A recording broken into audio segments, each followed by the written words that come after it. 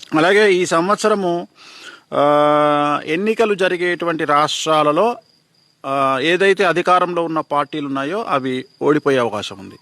So opposition గెలిచే అవకాశం ఉంది, అధికార పార్టీలు ఓడిపోయే అవకాశం, ఓటమి పాలయ్యేటువంటి అవకాశం ఉంది. అలాగే ఆగ్నేయ తూర్పు దేశాలలో భూకంప ప్రమాదాలు ఉంటాయి ఈ సంవత్సరము. ఆగ్నేయ తూర్పు దేశాలు రిపీట్ చేస్తూ ఉన్నా రిక్టర్ స్కేల్ మీద 6.5 దాటేటువంటి అవకాశం కనిపిస్తూ ఉంది. సో దీనివల్ల జన నష్టము మరియు ఆస్తి నష్టం ఏర్పడేటువంటి అవకాశం కనిపిస్తూ ఉంది. అలాగే పశ్చిమ ఆసియా దేశాల్లో యుద్ధ వాతావరణం ఏర్పడే అవకాశం ఉంది, యుద్ధాలు జరిగే అవకాశం కూడా ఉంది, ప్రాణ నష్టము అలాంటివి కనిపిస్తూ ఉన్నాయి. ఇక మన దగ్గరికి వస్తే తూర్పు ఈశాన్య రాష్ట్రాలకు సంబంధించి భారతదేశంలో అల్లర్లు జరిగే అవకాశం ఉంది, కర్ఫ్యూ కూడా విధించే అవకాశం కనిపిస్తూ ఉంది. సో తెలుగు రాష్ట్రాలకు సంబంధించి ఈ సంవత్సరం 3 నదులు ఉన్నాయి మన దగ్గర.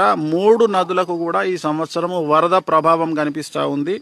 3వ ప్రమాద హెచ్చరిక జారీ చేసే అవకాశం ఉంది ప్రభుత్వము. కాబట్టి ఈ సంవత్సరం 3 నదులకు సంబంధించి వరదలు వచ్చినా జన నష్టము ఆస్తి నష్టం జరగకుండా ప్రభుత్వము తగు జాగ్రత్తలు తీసుకున్నట్టయితే మంచిది.